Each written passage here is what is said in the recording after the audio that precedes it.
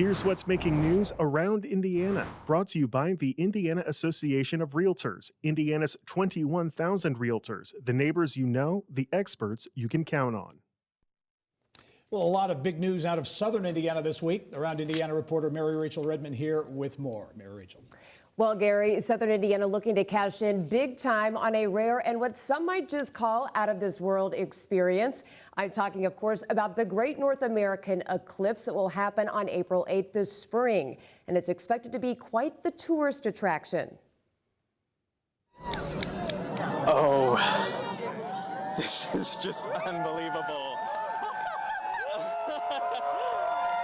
The sights and sounds of the 2017 total solar eclipse from Madras, Oregon, that saw hundreds of thousands of eclipse seekers from around the world flood the tiny town of under 7,000 to witness the celestial event that lasted no more than 2 minutes but raked in millions for its local businesses. Now Southwest Indiana looking to do the same with its prime location to witness the 2024 solar eclipse. Regional leaders gearing up to host as many as 1 million visitors that are expected to come to the state to check it out. The University of Evansville and the University of Southern Indiana holding events to celebrate the eclipse. Vincennes will have the most extended period of totality in the state.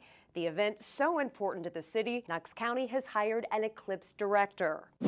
And from looking up at the sky to now having more options to fly. Hopping on a nonstop from Evansville to Orlando at an affordable price, arriving just in time for spring break. Utah-based low-cost carrier Breeze Airways announcing it will offer flights to Orlando out of Evansville starting in February. The cost, $49 if travelers buy tickets before November 14th. Breeze was founded by JetBlue founder David Neeleman and has been operating since 2021. Just 20 miles east of Evansville, the city of Boonville getting a big-time boost with plans for a $75 million mixed-use development called The Edge that will feature a 140-room hotel, event center, retail, and condominiums. The project expected to create 100 jobs.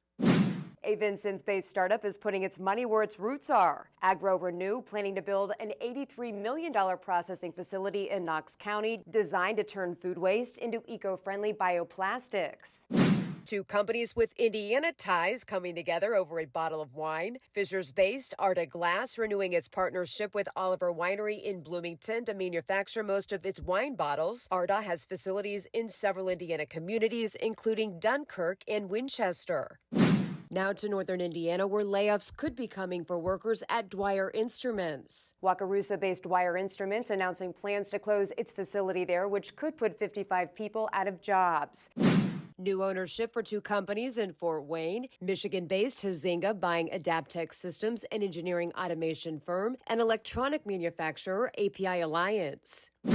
Big growth on a global scale in Johnson County. Switzerland-based Endress+Hauser breaking ground on a $51 million expansion at its U.S. headquarters in Greenwood. The industrial equipment supplier expanding to house its projects and solutions unit, as well as space for early education and workforce development. The building will eventually house nearly 200 employees.